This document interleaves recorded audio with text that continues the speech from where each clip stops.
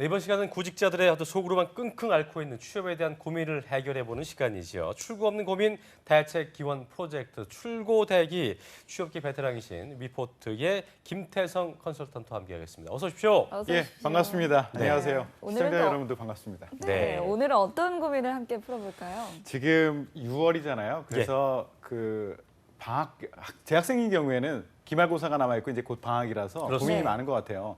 방학 동안에 뭐 해야 되지? 연수가 해야 되나? 토익을 900점까지 올려야 되나? 뭐 하반기 준비는 어떻게 해야 되나? 이런 고민들을 많이 하는 것 같아요. 그래서 그러니까요. 제가 이제 스펙업이나 아니면 그 위포트를 통해서 질문을 많이 받고 있는데 예. 대부분 이거와 관련된 질문들이 많습니다. 그래서 오늘도 두 아나운서 분과 함께 고민 사연을 읽어보고 제가 질의응답하는 방식으로 고민을 해결해드리도록 하겠습니다. 알겠습니다. 자, 첫 번째 사연 이윤정 아나운서 소개를 해주시죠. 네, 첫 번째 사연은 태성쌤의 고민 상담소에서 온 내용입니다. 예.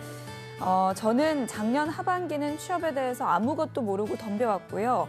이번 상반기는 제가 할 수 있는 데까지 해보겠다는 마음가짐으로 도전해봤습니다. 근데 서류 합격을 하지 못하니 더 이상 다른 방법이 떠오르지 않더라고요.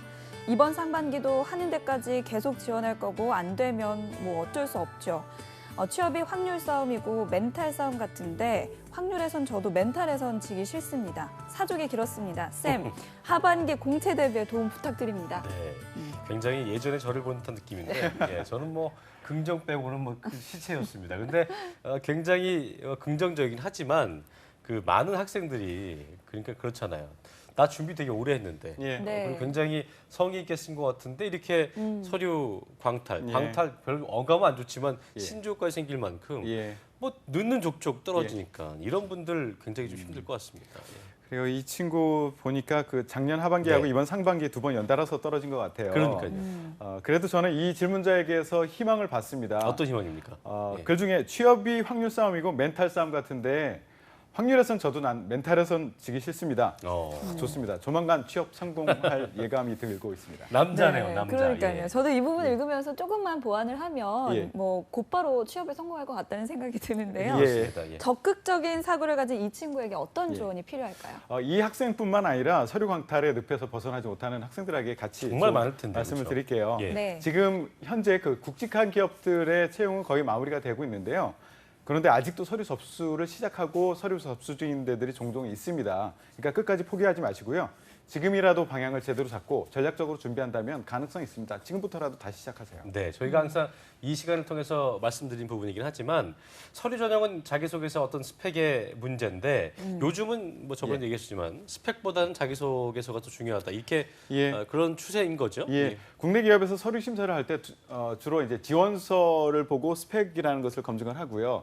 그리고 이제 자소서를 통해서 같이 검토를 하는데 보통 일반적으로 한 50대 50 정도의 비중인 것 같아요. 반반입니까? 예. 근데 과거에는 스펙이 더 중요했는데 앞으로는 더 자소서의 비중이 점점 더 커질 것이다라고 말씀드립니다. 알겠습니다. 네, 오늘은 본격적으로 자기소개서에서 한번 에 대해서 짚어보겠습니다. 예. 구직자 입장에서 보는 자소서와 또 기업의 입장에서 보는 자소서 좀 차이가 있을 것 같은데 어떻습니까? 예, 차이가 매우 큽니다. 이 차이를 아는 것이 굉장히 중요한데요. 네. 구직자들의 자소서를 보면 예. 말 그대로 자기 소개를 하고 있어요. 그러니까 일명 지자랑 토크를 하고 있습니다. 근데 기업에서는 필요한 역량, 우리가 이런 사람이 필요해라는 것을 얘기하고 그것이 과거에 비슷한 경험이 있어라는 것을 묻고 그리고 그거를 바탕으로 입사 후에도 얘를 활용할 수 있을까 이런 것들을 보고 있는데 기업에서는 필요하지 않은 그런 것들을 계속 자랑을 하고 있어요. 예. 그러니까 국내 기업에서 국내 시장을 대상으로 국내 사람들과 함께 일을 하는데 난 미국에서 5년 살았고 일본에서 5년 살았고 그래서 글로벌 역량이 있어. 이거 아무리 강조해도 소용없거든요. 그래서 보통 이제 세 가지를 질문한다라고 봐요. 예. 자소서를 통해서 과거에 너 어떤 경험을 했니? 그 경험을 통해서 현재 어떤 역량을 가지고 있니? 그리고 세 번째는 그 역량이 우리 회사에 들어와서 미래에 어떻게 기여를 할 수 있겠니? 라는 것을 묻고 있습니다. 그래서 예. 이런 것들을 질문을 이제 세 가지 형태로 주로 묻고 있습니다. 보통 첫 번째는 자유형으로 그냥 통으로 주고 알아서 기술하세요. 길게 쓰도록 하기도 하고요. 두 번째는 기본 질문으로 구성해서 얘기를 하기도 합니다. 그리고 요즘에 대세인 트렌드인 경험 사례를 묻기도 합니다. 이 세 예. 가지 형태로 묻고 있습니다. 그렇군요. 그러니까 자유형으로 기술을 하든 뭐 기본 질문에 맞춰서 기술을 하든 경험 사례를 기술하든 예. 결국 같은 이야기를 쓰라는 얘기인 거죠. 맞습니다. 이게 형태만 다를 뿐이지 기업에서 원하는 자기소개서의 내용, 그 알짜배기 알맹이는 똑같습니다. 예. 그래서 여러 형태 중에서 오늘은 지난번에 이제 경험 사례를 많이 얘기를 드렸으니까 오늘은 기본 질문에 대해서 어떻게 대응해야 되는가라는 것에 대해서 말씀을 드리도록 할게요. 네. 두 분께 기본 질문이 뭐가 있을까요? 뭐 정말 기본적으로 예. 입사 후 포부나 성장 과정 뭐 이런 걸 말하는 거 예. 아닐까요? 예, 그렇죠. 지원 동기 그렇죠. 왜 지원했는지 묻는 거 예, 맞습니다. 그런 것들아니까. 예. 그런 것들이 있습니다. 이게 기업에서 그 뭐 지원 동기 그리고 뭐 성장 과정 이런 거 묻기도 하거든요. 네. 근데 그걸 왜 물을까? 그러니까 성장 과정을 성장 물었을 때 과정을 왜 묻는 거예요? 참 궁금하죠. 예. 기업에서 이 사람의 연대기적 이 사람의 삶을 궁금해하느냐, 예. 아니면 어렸을 때 재밌는 에피소드를 얘기를 듣고 재밌어하기를 원해서 묻느냐, 아니면 얘기를 재밌게 잘하는 사람이 필요해서 묻는 거냐? 아니거든요. 또 아버지는 뭐 하시노? 이거 알아서 뭐 하겠습니까? 이 방송 보시는 분들은 알고 계실 거라고 봅니다. 아, 그러니까 개인 사연은 치중하지 말라 뭐 이런 말씀이시죠? 예. 그럼요. 이 글 쓰는 목적을 우리는 항상 분명히 하고 글을 네. 쓰셔야 됩니다. 예. 우리는 이 글을 제출해서 글을 읽는 사람이 무엇을 하는 것인가라는 걸 봐야 되거든요. 글을 읽는 사람은 글이 얼만큼 잘 쓰여져 있는가를 보는 것이 아니라 이 글을 통해서 우리가 필요한 그게 있느냐. 그게 뭐냐면 평가 항목이라는 거죠. 예, 그 평가 항목이 있느냐라는 걸 보고 있는데요. 대학생 이제 그 성장 과정 같은 경우에는 대학생 이전 시절의 소재를 사용을 하세요. 대학생 이후 거는 사실 성장 과정이라고 보기 힘듭니다. 그리고 그거를 골라서 인재상과 직무 역량과 연결될 수 있는 그것을 얘기를 하시면 됩니다.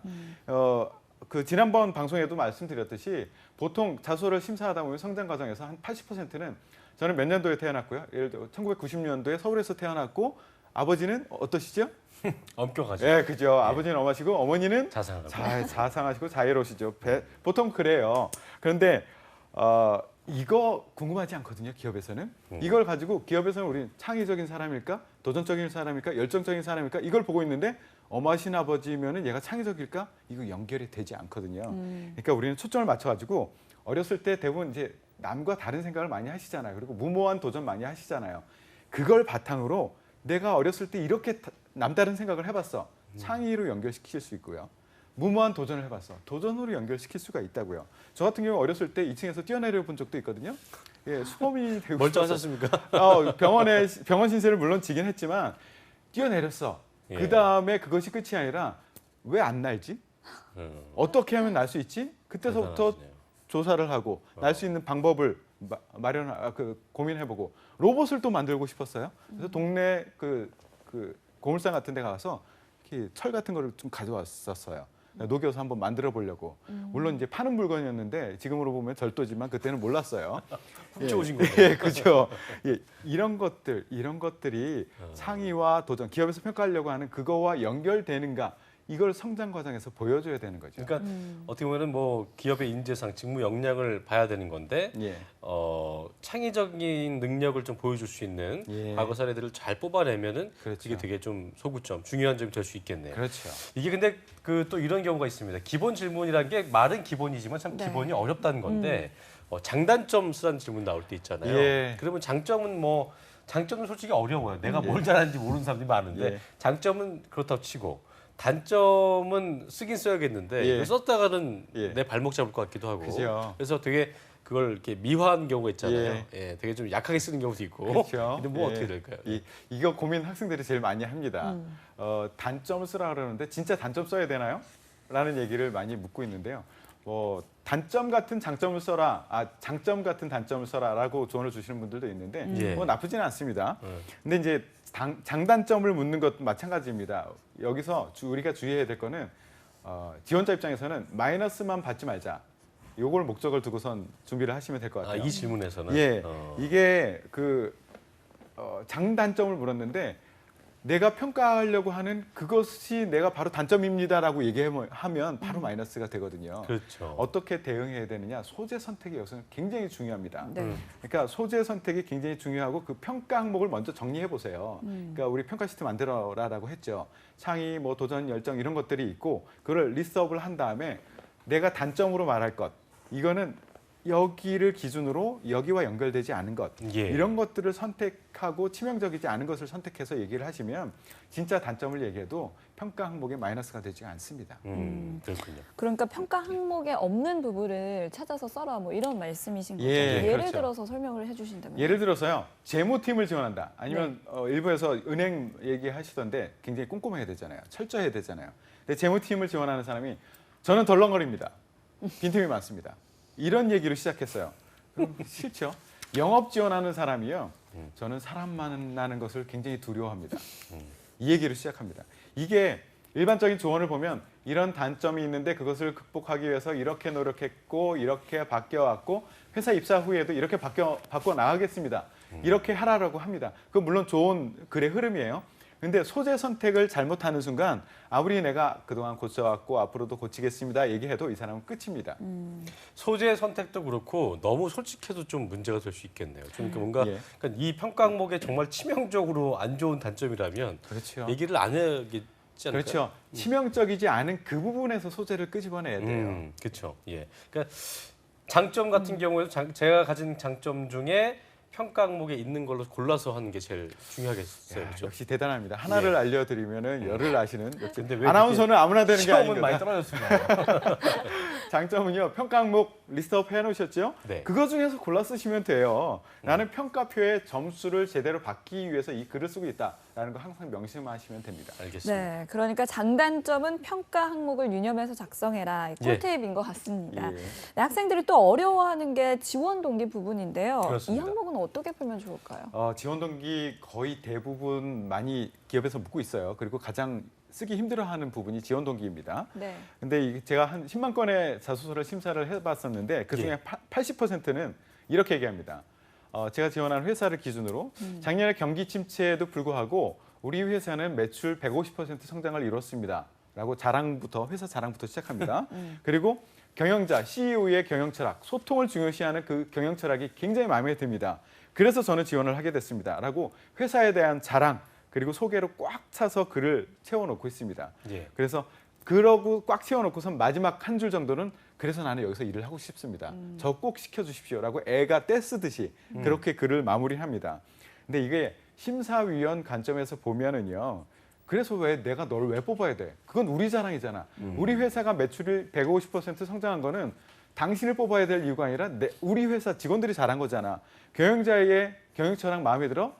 솔직히 우리 직원 입장에서도 별로 와닿지는 않아 라는 생각을 가집니다. 그러니까 평가 항목 기준으로 내가 왜 너를 뽑아야 되는지 그것에 대해서 기술하는 것이 바로 지원 동기입니다. 네, 그러니까 지원 동기 항목에서는 내가 기업에서 원하는 인재상이라는 거를 얘기를 하긴 해야 되지만 예. 그거를 좀 이렇게 국어라듯이 얘기하는 게 아니라 예. 세련되게 풀어내야 예. 된다. 그 예. 말씀이신 거죠? 예, 그렇죠. 알겠습니다. 그래서 고민을 좀 해보시면 될 것 같고요.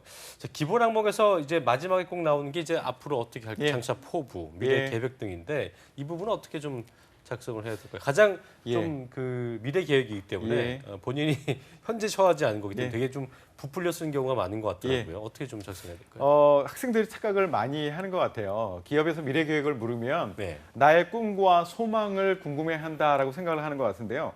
기업 입장에서 채용팀 입장에서는 전혀 궁금하지 않습니다.